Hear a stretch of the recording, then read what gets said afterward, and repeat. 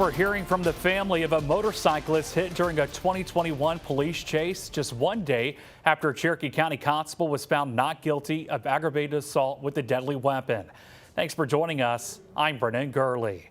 CBS 19's Robert Garza spoke with the family of Jerry Stanfield and attorneys who feel like they were failed.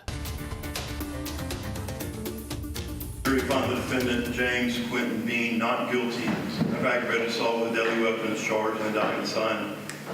Jerry Stanfield's mother, Susan Ward, says that verdict left her blindsided. We've waited 4 years for him to be found guilty, and he wasn't. My son got no justice the first time nor the second time, so. Ward and her family have since criticized the district attorney's office, saying Beene should have been prosecuted sooner.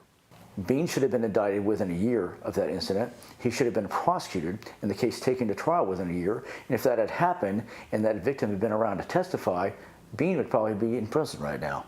Thad Davison is a defense attorney with nearly 25 years of experience. Beene parked his vehicle out there on the road for the purpose of stopping Stanfield, and Stanfield was seriously injured. Beene created a potentially homicidal situation to stop a non-homicidal threat. That's wrong.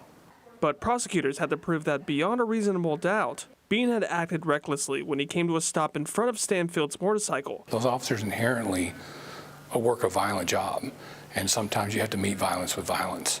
The state argued that he used a patrol vehicle as a deadly weapon, causing serious bodily injury.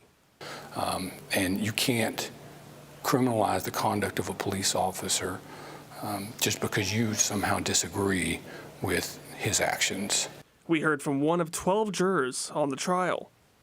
It's not an easy task to sit in there and decide somebody's fate.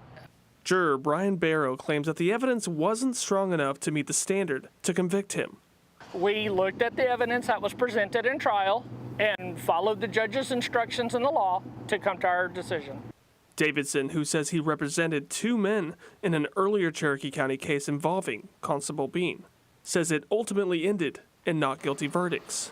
Within 5 years, he's going to do something else stupid and dangerous and get somebody else hurt or killed, and people are going to look the other way and say, oh, poor victim. No, we have a bad cop.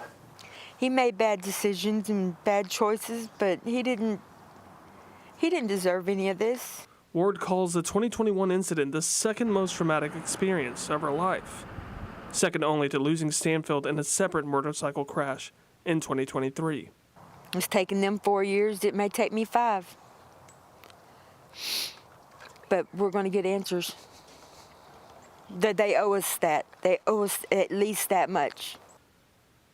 For CBS 19, I'm Robert Garza.